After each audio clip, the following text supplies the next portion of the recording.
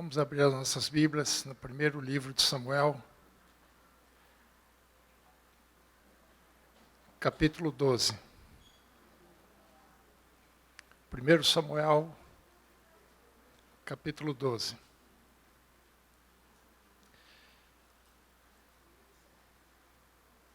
Então disse Samuel a todo Israel: Eis que ouvi a voz em tudo quanto me disseste e constituí sobre vós um rei.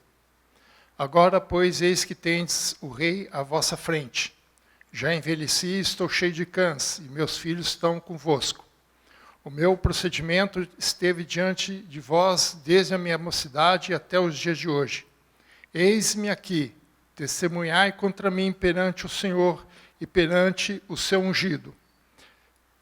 De quem tomei o boi? De quem tomei o jumento? A quem defraudei? A quem oprimi? Das mãos de quem aceitei suborno para encobrir com ele os meus olhos, e vô-lo restituirei.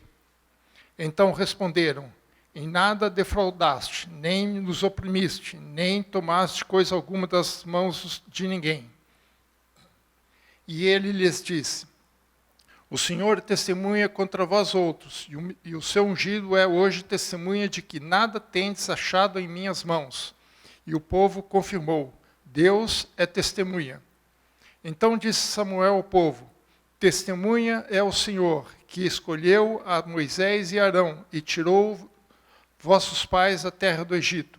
Agora, pois, ponde-vos aqui, e pleitearei convosco perante o Senhor, relativamente a todos os seus atos de justiça que fez a vós outros e a vossos pais.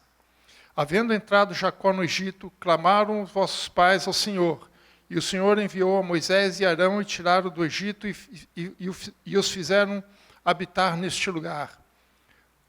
Porém, esqueceram-se do Senhor, de seu Deus. Então os entregou nas mãos do Senhor, de Cícera, comandante do exército de Hazor, e nas mãos dos filisteus, e nas mãos do rei de Moabe, que pelejaram contra eles. E clamaram ao Senhor e disseram: Pecamos, pois deixamos o Senhor e servimos aos Balaíns e Astarotes. Agora, pois, livra-nos das mãos dos nossos inimigos e te serviremos.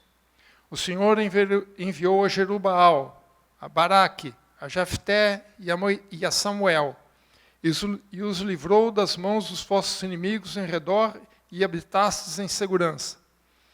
Vendo vós que Naás, rei dos filhos de Amon, vinha contra vós outros, me dissesse: Não, mas reinará sobre nós um rei, e ao passo que o Senhor, vosso Deus, era o vosso rei. Agora, pois, eis que o rei que elegeste e que pedistes, e eis que o Senhor vos deu um rei. Se temerdes ao Senhor e o servirdes e lhes atenderes a vós, e não lhes forem rebeldes ao mandado, e seguirdes o Senhor, o vosso Deus, tanto vós como vosso rei que governou sobre vós, bem será. Se, porém, não derdes ouvidos à voz do Senhor, mas antes fostes rebeldes ao seu mandado, a mão do Senhor será contra vós outros, como foi contra vossos pais. Ponde-vos também agora aqui e vede esta grande coisa que o Senhor fará diante dos vossos olhos. Não é agora o tempo da cega do trigo? Clamarei, pois, ao Senhor, e dará trovões e chuvas. E sabereis e vereis que é grande a vossa maldade, que tendes praticado perante o Senhor, pedindo para vós um rei. Então invocou Samuel ao Senhor, e o Senhor deu trovões e chuvas naquele dia, pelo que todo o povo temeu em grande maneira ao Senhor e a Samuel. Todo o povo disse a Samuel: Roga pelos teus servos ao Senhor teu Deus, para que não venhamos a morrer, porque a todos os nossos pecados acrescentamos o mal de pedir para nós um rei.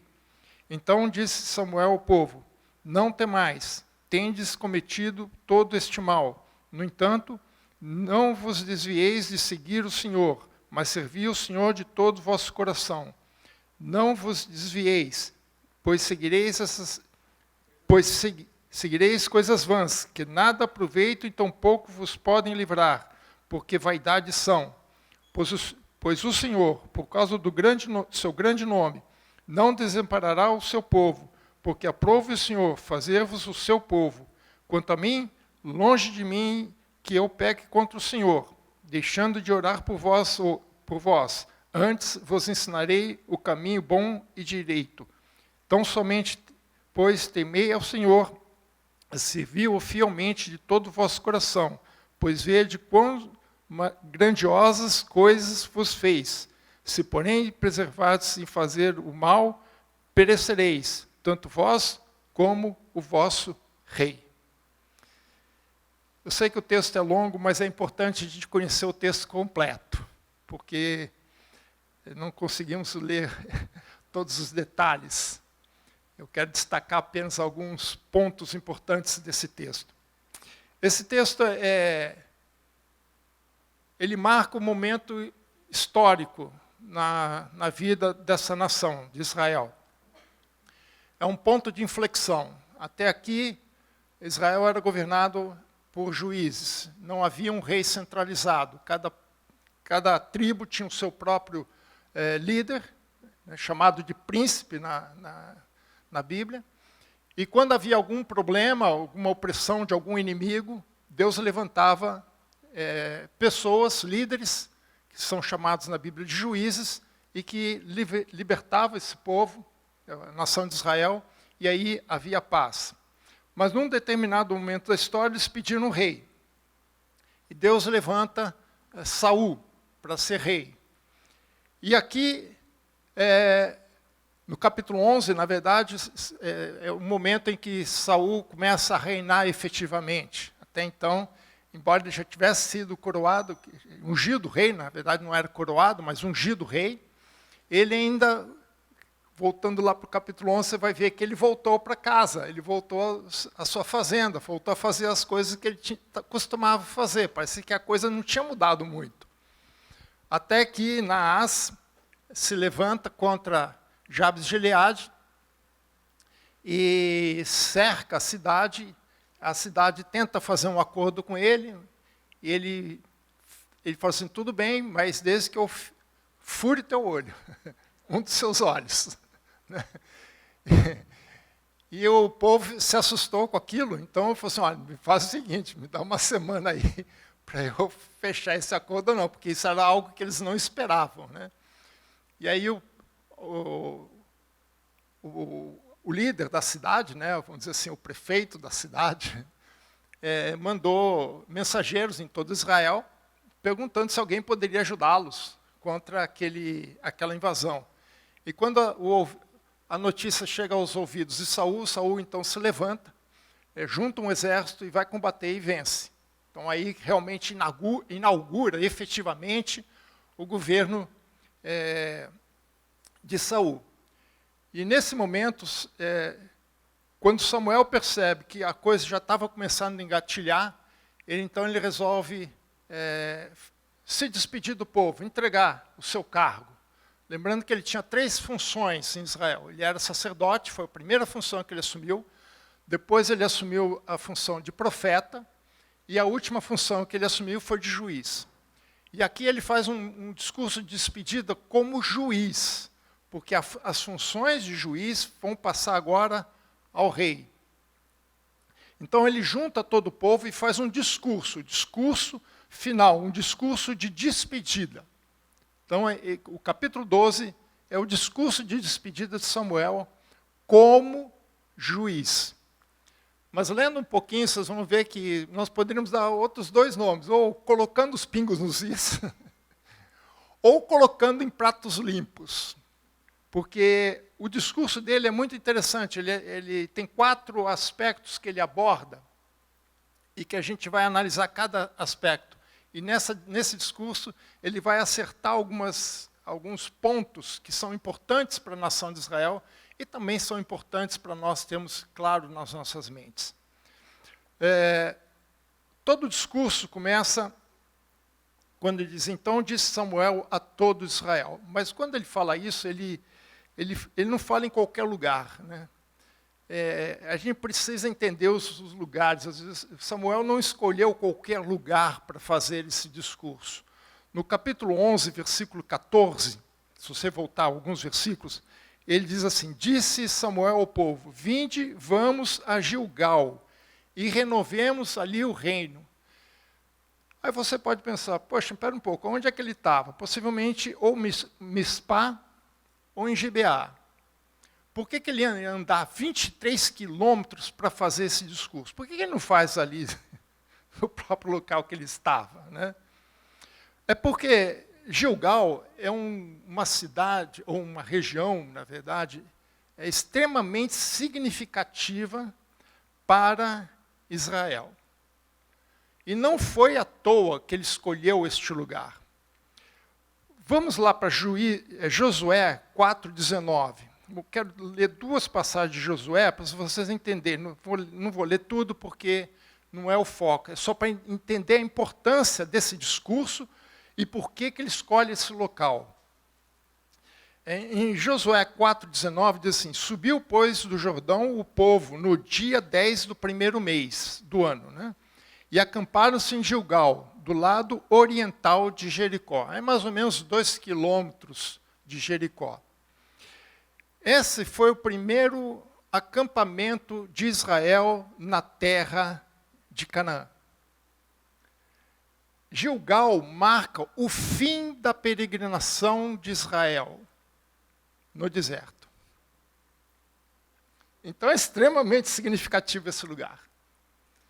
E quando Josué passa pelo Rio Jordão, o Jordão se abre, o povo passa em terra seca, e ele manda cada príncipe de cada tribo colher do leito do rio uma pedra. Só que ele não é pedregulho, assim, não é aqueles seixos que a gente brinca na praia. É pedras grandes. E ele fez um monumento, um memorial.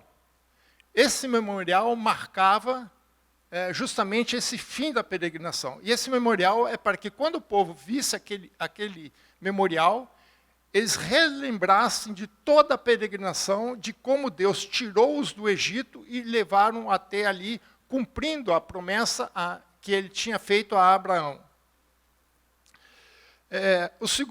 Segunda passagem é 5,9. Disse mais o Senhor a Josué: hoje removi de vós o opróbrio do Egito, pelo que o nome daquele lugar se chamou Gilgal, até os dias de hoje. Gilgal é uma espécie de um trocadilho aqui, né? Gilgal significa cortar, remover, né? Por isso que ele fala, removi de vós, né? Removi. O verbo remover tem o mesmo radical da palavra Gilgal, né? Então ele fala assim, removi de vós. E isso aconteceu em que momento? Quando eles fizeram a circuncisão, que é a remoção do prepúcio do homem, né? Então, esses versículos nos mostram, e outros, não vou ler todos, a importância de Gilgal. Primeiro, que foi o primeiro lugar que Israel acampou quando entrou em Canaã. Segundo, por conta desse memorial, né? E porque foi ali que Deus ordenou a Josué a circuncidar todos os homens, relembrando, restaurando a promessa feita a Abraão, porque a circuncisão é o símbolo, é o sinal da aliança de Abraão. Ele está ligado a Abraão. Por isso que árabes, não muçulmanos, árabe é uma coisa, muçulmano é outra. Os árabes que são descendentes de Abraão também circuncidam, porque eles são descendentes de Abraão. Então ali houve uma circuncisão, lembrando das promessas de Deus a Abraão, da conquista da terra. Mas ali também foi feita a primeira celebração da Páscoa em Canaã. Por isso que o autor do livro de Josué, ele ressalta que a passagem do Rio Jordão foi no dia 10 do primeiro mês, porque no dia 14 daquele mês, 4 dias depois, seria comemorada a Páscoa. Então eles primeiro circuncidam, depois eles fazem a Páscoa, que é a celebração da libertação do Egito. Então, 3 pontos aqui importantes e significativos. O primeiro ponto significativo de Gilgal é que foi a base de Israel na conquista da terra. Aqui nasce uma pátria, não uma nação, mas uma pátria. Os israelitas, até agora, eles eram uma nação sem pátria. A pátria é o solo, é onde você mora, onde você fica. Eles não tinham pátria, eles eram apátridas. Eles não tinham pátria, era uma nação organizada, tinha leis e tudo, mas não tinha uma terra que os identificasse como uma nação. Então, eles não tinham pátria. A partir desse momento, eles nascem como uma pátria. Aqui nasce a pátria de Israel. Segundo, que Gilgal, assim como Betel, representava a presença de Deus entre os israelitas. Lembrando que Betel significa casa de Deus. Por quê? Por causa desse pacto que eles fizeram, ou a renovação desse pacto. De 2 pactos, na verdade. O primeiro, da circuncisão com Abraão, e depois a Páscoa, que também é um pacto que nós celebramos aqui na frente. Isso aqui é a Páscoa. É o memorial da libertação do Egito. Então, Gilgal representava a própria essência do relacionamento de Deus com a nação de Israel. Então, não foi à toa que ele escolheu esse lugar. Ele poderia ter feito lá em Mispá, ou qualquer outra cidade, mas ele escolheu exatamente aonde a história deles começa naquela terra. Por isso que ele é importante, este lugar. E ali eles sempre teriam, toda a fala de Samuel, eles teriam ali, do seu lado, aquele memorial que Josué levantou. Então, eles recordariam o tempo todo a própria história de Israel, do que aconteceu no deserto e como Deus agiu com eles ao longo daqueles 40 anos e como eles chegaram até ali. Então, é nesse contexto que ele faz esse discurso de despedida, ou de entrega de função. Esse discurso ele tem 4 pontos que ele aborda, 4 abordagens. A primeira abordagem, ele vai dar ao povo, fazer ao povo um testemunho pessoal. Primeiramente, ele vai falar um pouco da sua vida, da sua condução. E eu quero destacar 2 versículos. O primeiro é o versículo 2, que ele diz, agora, pois, que tendes o rei à vossa frente, o rei estava presente junto a eles, ok? Já envelheci e estou cheio de câncer. Eu, particularmente, aqui é uma posição pessoal minha, eu acho que ele foi um pouquinho, diria um pouco sarcástico. Vocês vão entender por quê. Porque, ele falou, já envelheci e estou cheio de câncer, e os meus filhos estão convosco. O meu procedimento esteve diante de vós desde a minha mocidade até o dia de hoje. Então, eles conheciam muito bem Samuel, sabia como eles tinham se conduzido. Então, ele vai no versículo 3 e vai dizer assim, eis-me aqui, testemunhai contra mim, perante o Senhor e perante o vosso ungido. Esse termo, assim, eis-me aqui, testemunhai perante alguém, é uma expressão típica de quando os israelitas se apresentavam diante de um tribunal. Naquela época, o tribunal não era bem um tribunal de julgamento, ele era mais de mediação, era mais uma mediação do que um julgamento propriamente dito. Então, quando eles se apresentavam, eles diziam assim, eu estou aqui e pleiteai comigo diante do tribunal. E quem está presidindo esse tribunal é Deus, perante o Senhor e perante o seu ungido. Aqui é o rei. Veja que agora ele já está atribuindo ao rei as responsabilidades que cabiam a ele como juiz. Antes, ele que julgava. Agora está aqui o juiz, agora ele vai assumir a função de juiz aqui. E aqui eu estou. E a palavra aqui, testemunhai, é a mesma palavra, só que em verbo, da palavra juiz. São 2 palavras que têm o mesmo radical, só que uma é verbo, outra é substantivo. Então é como se diz, eis-me aqui, julguem contra mim. Ou seja, ele está se colocando diante do tribunal para que você tiver alguma acusação contra mim, agora é a hora. Né? Como a gente costuma dizer no casamento, fale agora ou cale-se para sempre. Né? Aí ele mesmo ainda joga para o povo as possíveis acusações. De quem tomei o boi? De quem tomei o jumento? Aí você fala, mas tomou, assim, não, o que ele está fazendo é a referência àquilo que já disse no capítulo 8, versículo 16, do que o rei faria. Porque ele diz, o rei tomará os teus jumentos. O rei tomará. É a mesma palavra, é o mesmo verbo. Então ele está mostrando a diferença aqui já, o que ele vai fazer e o que o rei vai fazer. Eu tomei alguma coisa de vocês? O rei vai tomar. Mas eu tomei? O pessoal fala assim, não. Aí defraudei alguém, ou seja, defraudar significa obter algo com fraude ou extorquir. Eu extorqui alguém de vocês? Por alguma razão qualquer, em algum momento, extorqui vocês? O pessoal fala, não. Eu oprimi vocês. A palavra oprimir aqui significa dominar com violência. Abuso de poder. Coisa que a gente não conhece. A gente nunca viu. Só existiu em Israel. Aqui no Brasil, você nunca vai... Ficam tranquilos. Abuso de poder não existe. Mas lá existia. Então ele já estava indiretamente mostrando a diferença da sua conduta com a possível conduta de um rei. Porque os monarcas... Aí ele pergunta ainda... Ele vai mais fundo. De quem aceitei suborno para encobrir os meus olhos? Aqui ele também está dando uma cutucada no povo. Quando eu falei que ele foi um pouquinho sarcástico, quando ele fala do envelhecimento, porque foram isso as acusações contra ele. Olha, você já está velho, teus filhos aceitam suborno. Aí ele falou assim, eu estou aqui, meus filhos estão aqui, de quem você aceita suborno? Fale agora.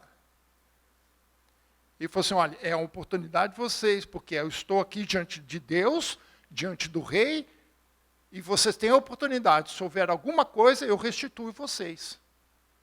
A gente acerta por aqui. E os filhos dele estavam presentes. A resposta foi imediata, né? Não, está tudo em ordem, não tem problema nenhum. Né? Eles falam, nada defraudaste, nada me oprimiste, nada tomaste das mãos. E aí ele falou assim, olha, Deus é testemunha. Ele falou, Deus é testemunha. Está confirmado, selado para sempre, selado para sempre.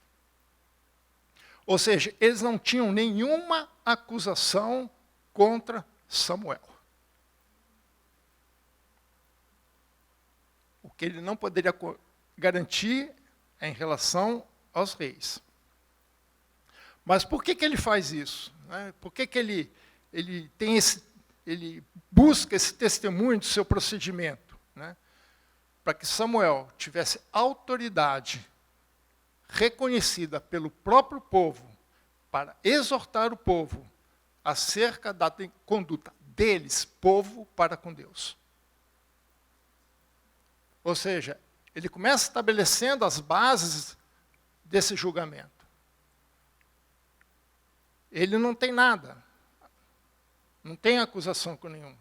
Então ele pode falar, porque a primeira coisa, né, que o pessoal fala assim, mas você também, não é isso? Ou só eu que escuto, vocês não escutam, né? Mas você também, né? Geralmente as pessoas se defendem assim, em vez de reconhecer seu erro, mas você também fez isso. Então aqui ninguém pode dizer nada. Então Samuel primeiro estabelece essa base. Ele põe tudo, por isso que eu falei, em pratos limpos, ou então põe os pingos nos is. Está tudo certo. Está tudo certo. Aí, versículo 7.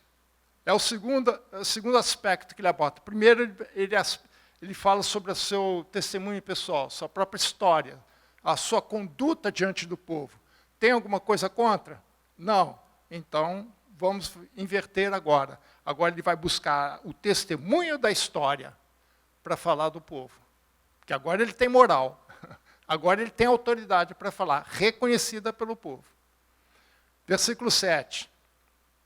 Agora, pois, ponde-vos, ou ponham vocês aqui, e pleiteai conosco perante o Senhor, relativamente a todos os seus atos de justiça que fez a vós outros e os vossos pais. Agora vamos inverter a coisa. Primeiro ele falou assim, eis-me aqui pleitear contra mim perante o Senhor. Agora é vocês que vão se colocar aqui no meu lugar. Vamos inverter a nossa posição. Agora vamos ver o que acontece. Vamos ver se vocês também passam pelo crivo.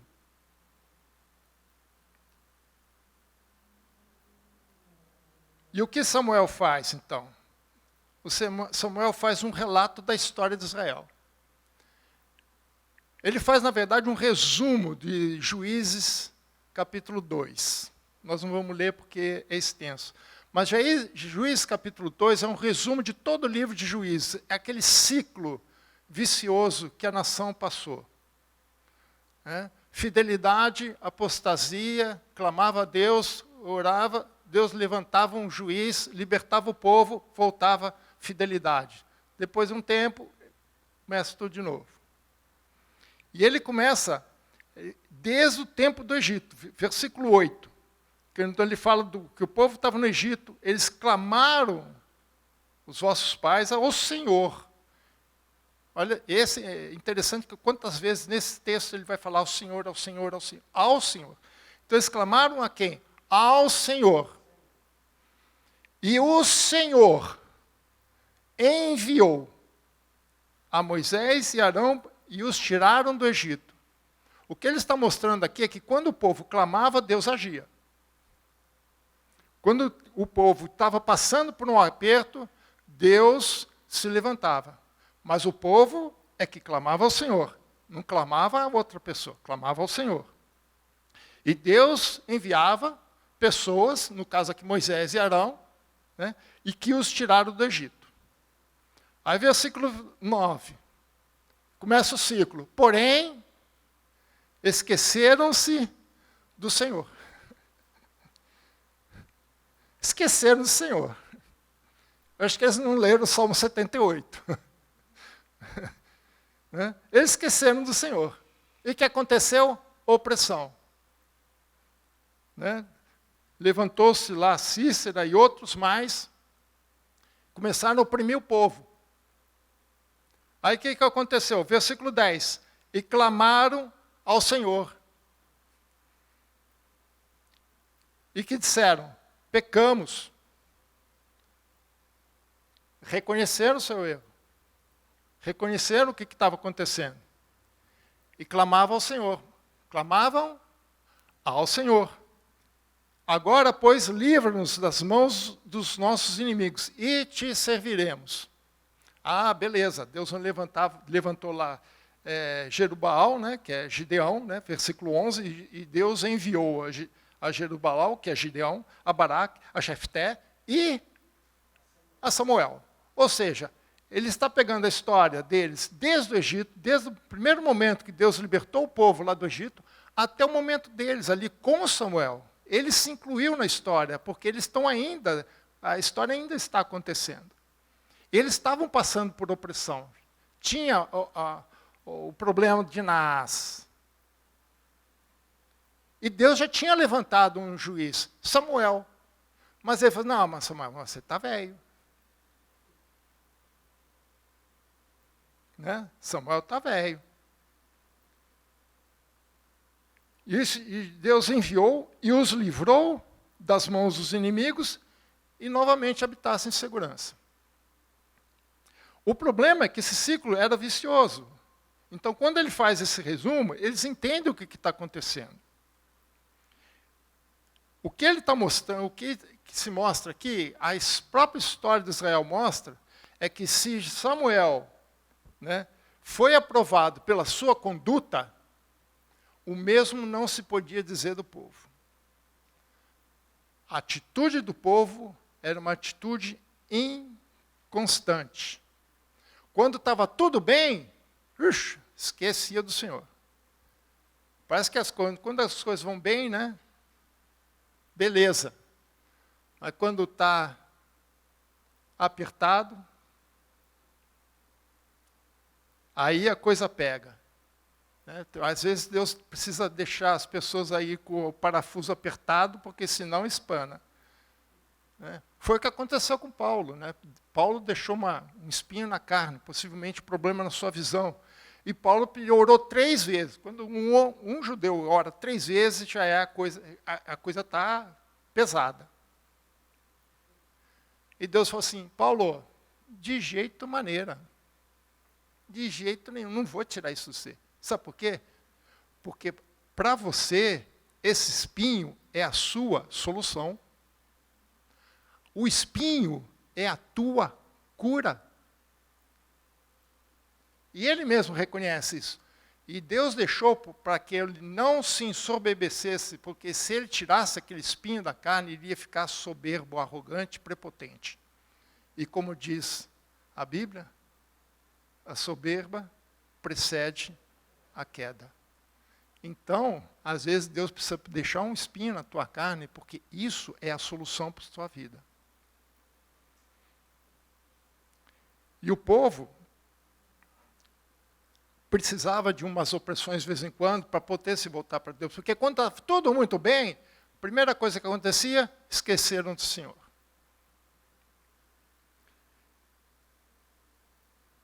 Ao mesmo tempo que a história testemunha contra eles testemunham também a favor de Deus. Porque a história mostra que Deus era o rei de Israel. E a história mostrava que Deus agia como soberano sobre o seu rei, sobre o seu reino, sobre o seu povo.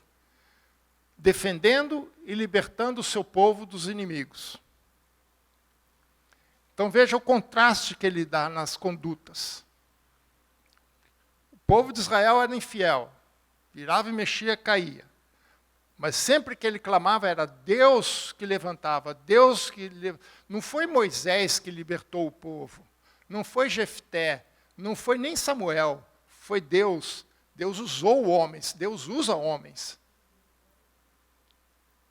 Homens levantados, capacitados por Deus para cumprir uma missão. Deus levantava libertadores. Portanto, não havia nenhuma razão para a nação pedir um rei.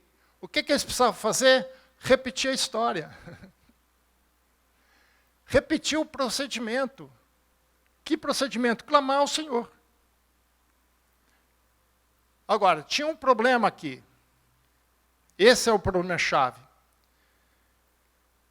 Se as gerações anteriores reconheciam que a opressão era resultado da sua apostasia, vocês podem ver lá, esqueceram do Senhor. Esta geração não reconhece que a razão da sua opressão era o seu próprio pecado. Por isso que eles achavam que o problema deles não era o pecado, mas uma má liderança. E o que eles queriam era trocar a liderança. Em especial, Samuel e seus filhos.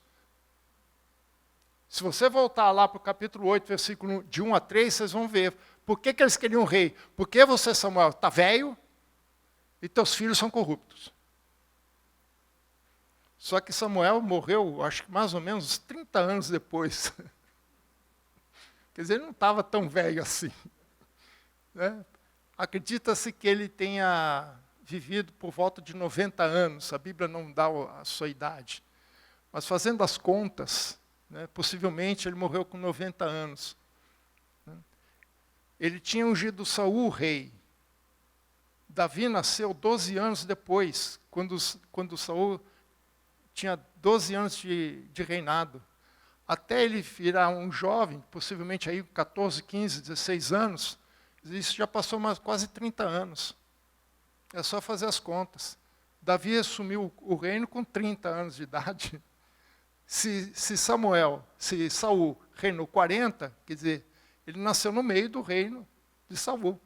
Então, Samuel não podia ser um senhor, talvez aí uns 60 anos de idade. Naquela época, a coisa era diferente que hoje.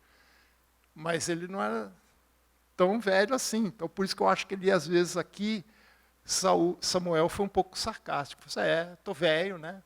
Estou velho. Porque o problema deles, eles achavam que o problema era de liderança. Você, Samuel, está velho. Teus filhos são corruptos. Aí veja o versículo 12. Vendo vós, ele está falando, vendo vós que Naás, filho dos filhos de Amon, vinha contra vós outros, me dissesse, não, não, não, não, não, não, não, não, não, reinará sobre nós um rei. Cai fora, Samuel. Não queremos você, não.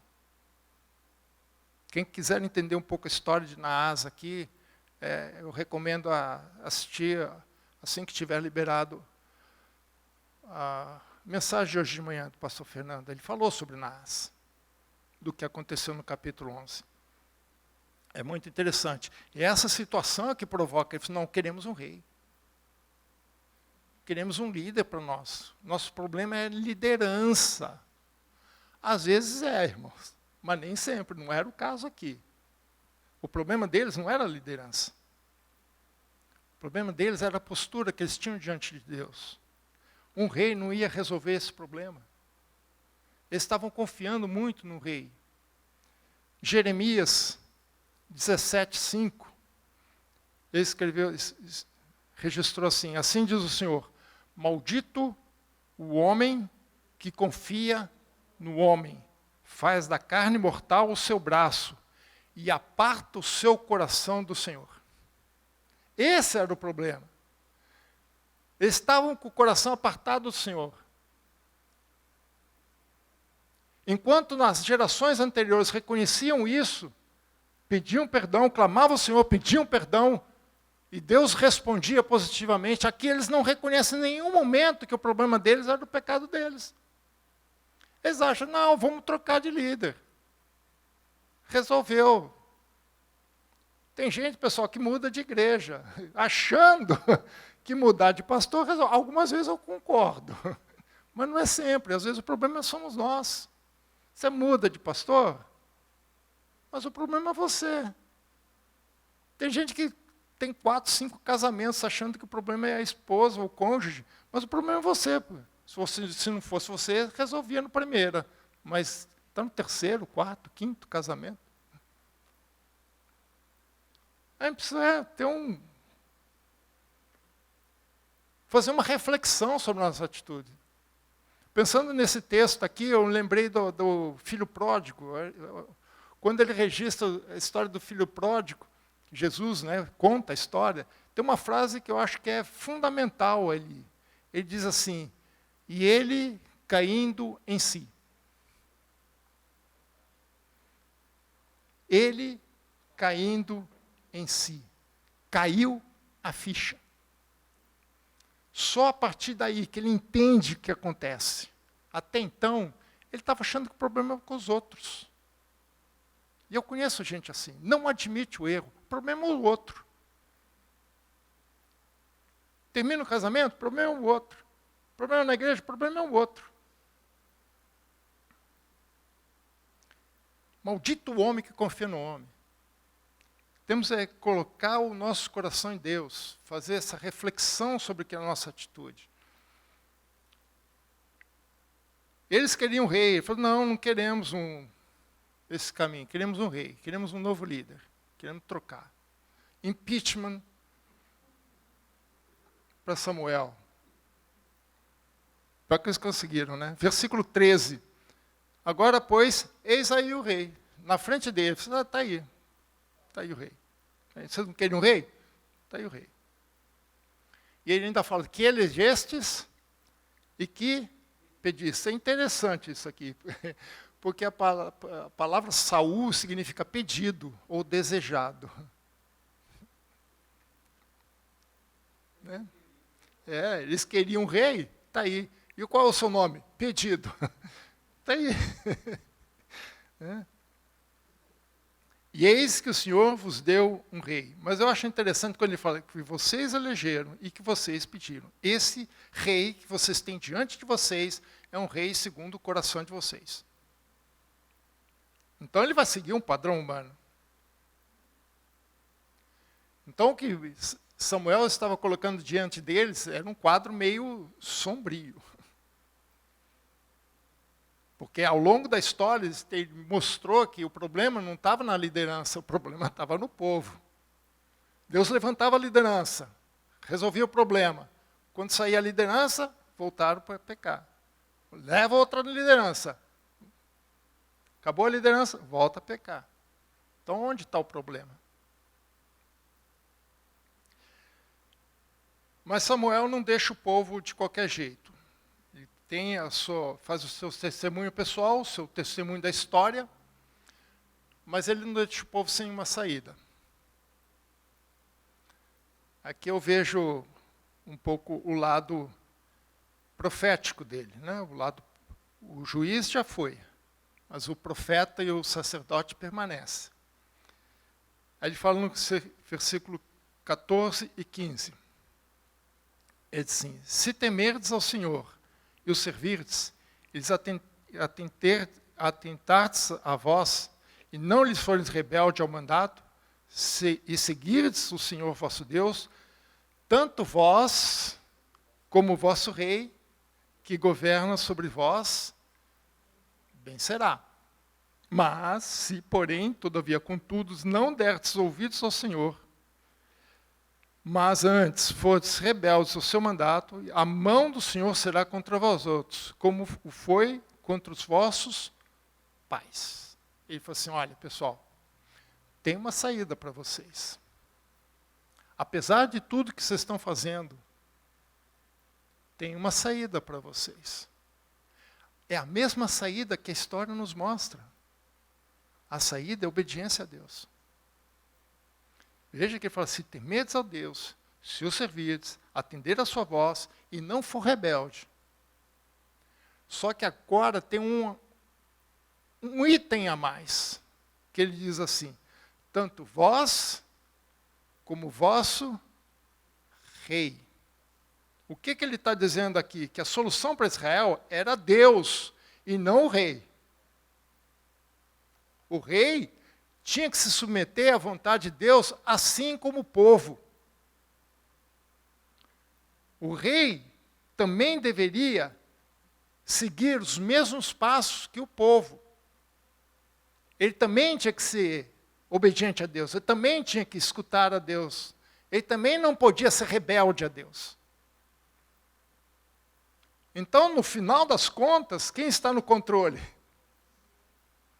Continua sendo Deus. A maneira com que Deus vai agir com o povo é diferente. Mas Deus nunca, em nenhum momento, deixou o seu controle.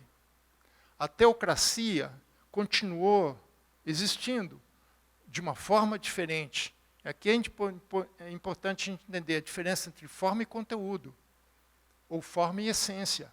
A forma pode mudar, a essência, o conteúdo, nunca muda. Deus continua sendo Deus, Deus continua sendo Rei de Israel, Deus continua sendo soberano sobre o seu povo. Jesus veio estabelecer o quê? Um reino.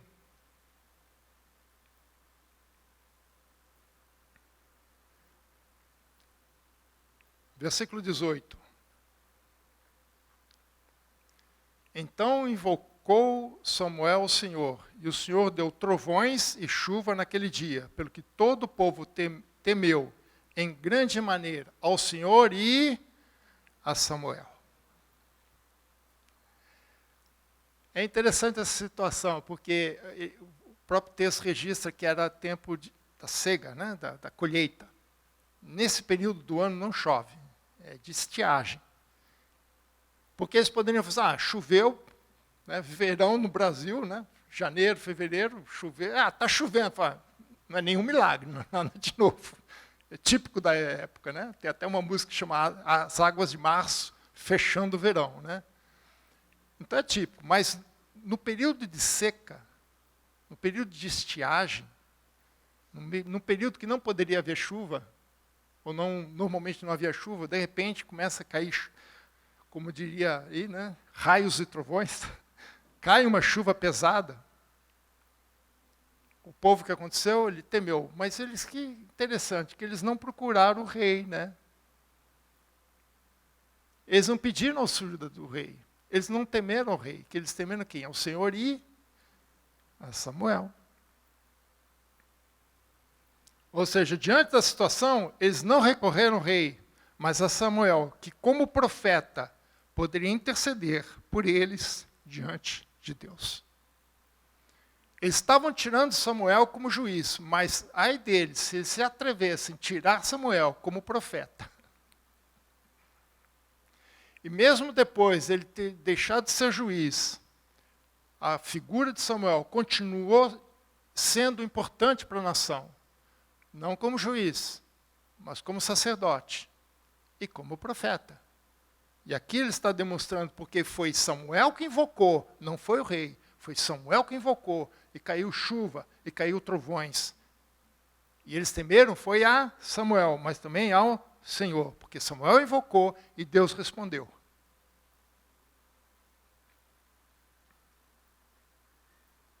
Versículo 22.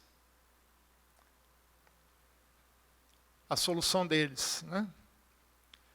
Pois o Senhor, por causa do seu grande nome, não desamparará o seu povo, porque aprove o Senhor fazer-vos o seu povo. Apesar dos pesares, Deus continua com seu plano perfeito. Não é uma decisão errada de um povo, escolher um rei, que vai mudar o caminho do Senhor. Deus jamais desampara o seu povo, apesar de. Não é Deus que desampara, é o povo que se afasta de Deus. Às vezes as pessoas passam por problemas e tribulações, não é porque Deus está mandando, é porque a consequência é o seu próprio afastamento. E o que Samuel fez antes, no argumento anterior deles, foi justamente a história mostrando que o povo se afastava e a opressão vinha, não é porque Deus mandava a opressão, mas que era consequência natural. Se Deus não está, se você está buscando outros deuses, que os outros deuses te livrem. Aliás, Gideão se chamava, ganhou o apelido de Jerubbaal por conta disso, porque ele derrubou o altar de Baal na sua cidade, aí o pessoal foi reclamar, queriam pegar Gideão, falaram com o pai dele falou, não senhor, se Baal é Deus, é ele que contende com meu filho. E daí o nome Jerubbaal, que contende com Baal. Ele não é Deus? Então ele que se vire, ele que não foi a imagem dele, então ele que contenda com meu filho. É isso que acontece. Mas Deus não desampara o seu povo. Mas por quê? Por causa do seu nome. É o nome de Deus que está em jogo. Então Deus não nos desampara, irmãos. O que a gente precisa cuidar é para ver se nós nos estamos afastando de Deus. Eu costumo dizer o seguinte, que lobo não tem medo de balido de ovelhas. Não adianta você ficar, sai Satanás. O que o lobo tem medo é do cajado do pastor. É o que Paulo fala. Sujeitai-vos a Deus. Resisti ao diabo. E ele fugirá de vós. Não é porque ele tem medo de você, não. É porque ele tem medo do pastor. Mas veja, ele começa, sujeitai-vos a Deus, fique perto do pastor, fique no alcance do cajado do pastor. Se você se afastar mais do que isso, você vira um alvo.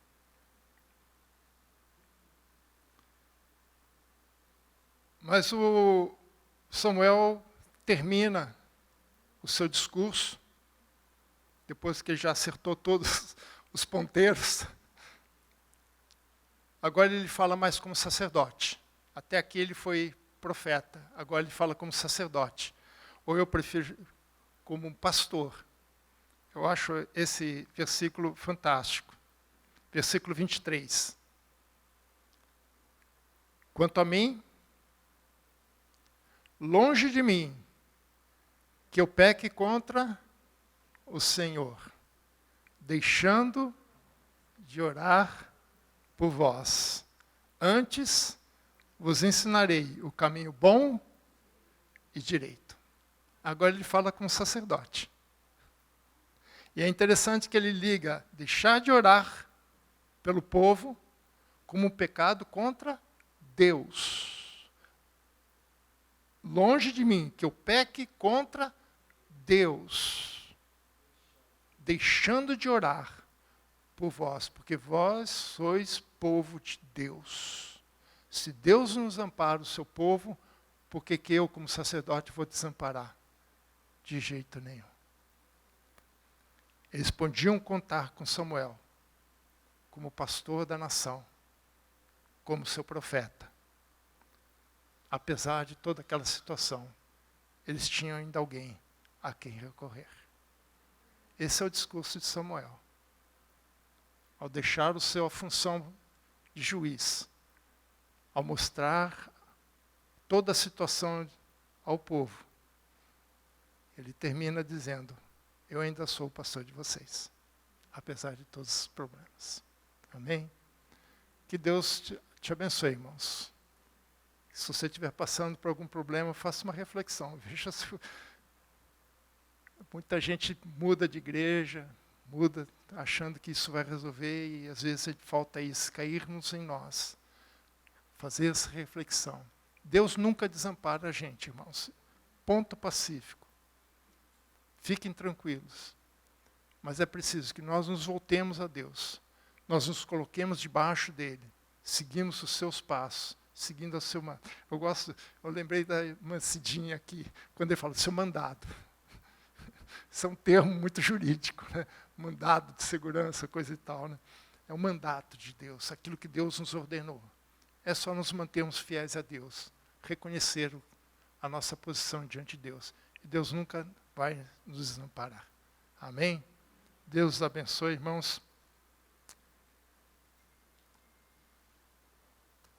E eu, como pastor, também posso falar com Samuel. Ai de mim, se nós, pastores, deixarmos de orar por vocês. Amém? Pode contar conosco. Deus os abençoe.